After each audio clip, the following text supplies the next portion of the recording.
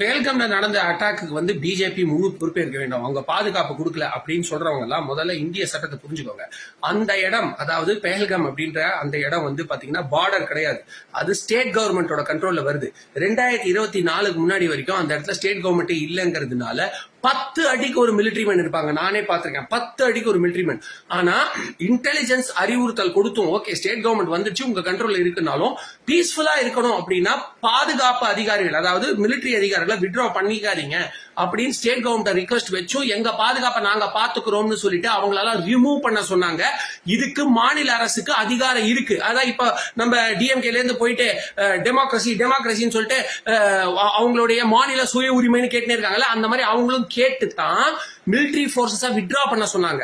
அது மட்டும் இல்லாம அந்த இடத்துல மெயினா பேல்கம்ல பாதுகாப்பு கொடுக்க வேண்டியது போலீஸ், அதுக்கப்புறம் அவங்களுக்கு சப்போர்ட்டுக்கு சிஆர்பிஎஃப், அப்புறம் தான் மிலிட்டரி.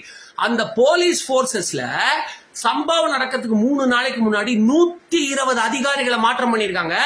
அனந்த்நாக், அதாவது அந்த டிஸ்ட்ரிக்டோட எஸ்எஸ்பி உட்பட ஓகேங்களா 17 ஐபிஎஸ் அதிகாரிகளை சடனா மாற்றம் பண்ணிருக்காங்க 3 நாளைக்கு முன்னாடி.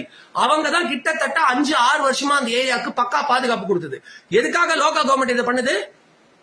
அதாவது அந்த இடத்துல ஆளுங்கட்சியா இருக்கக்கூடிய உமர் அப்துல்லாவுடைய அந்த கட்சி எதுக்கு இதை செஞ்சிச்சு? காங்கிரஸ் ஆதரவோட ஜெயிச்ச அந்த கட்சி எதுக்கு இதை செஞ்சிச்சு? அப்போ இந்த அட்டாக்க நடத்தணுங்கிறதுக்காக லோக்கல் கவர்மெண்டோட சப்போர்ட்ல நடக்கும்போது இதுக்கு பிஜேபியால எந்த ஒரு கட்டுப்பாடும் கொடுக்க முடியாது. பிஜேபி வந்து மதவாத கட்சின்னு அவங்களுக்கு எதிராக ஓட்டு போட்டீங்களே, இப்போ அதாவது மத நல்லிணத்துக்காக ஓட்டு போடுறேன், மத நல்லிணக்கத்துக்காக ஓட்டு போடுறேன் காங்கிரஸ் ஓட்டு போட்டீங்களே, காங்கிரஸ் கூட காங்கிரஸோட ஆதரவோட அங்க ஆட்சி அமைச்சிருக்கிற, அவங்களோட கூட்டணி வச்சு இப்ப ஆட்சி அமைச்சிருக்கிற அவங்க தீவிரவாதிகளுக்கு சப்போர்ட் பண்ணி இன்னைக்கு தீவிரவாதி பேண்ட கழட்டி நீ முஸ்லீமா இல்லையா, ஓ நீ முஸ்லீம் இல்லையா உன்னை சுடுறேன் அப்படின்னு சொல்லிட்டு சுடுறான். புரியுதா உங்களுக்கு? உங்களுடைய மத நல்லிணக்க ஓட்டு. சோ அங்க செத்து போன 28 பேரோட ரத்தம் நீங்க ஓட்டு போட்ட பிஜேபிக்கு எதிராக ஓட்டு போட்ட உங்களுடைய விரல்ல இருக்கு. நல்லா டேஸ்ட் பண்ணிக்கோங்க.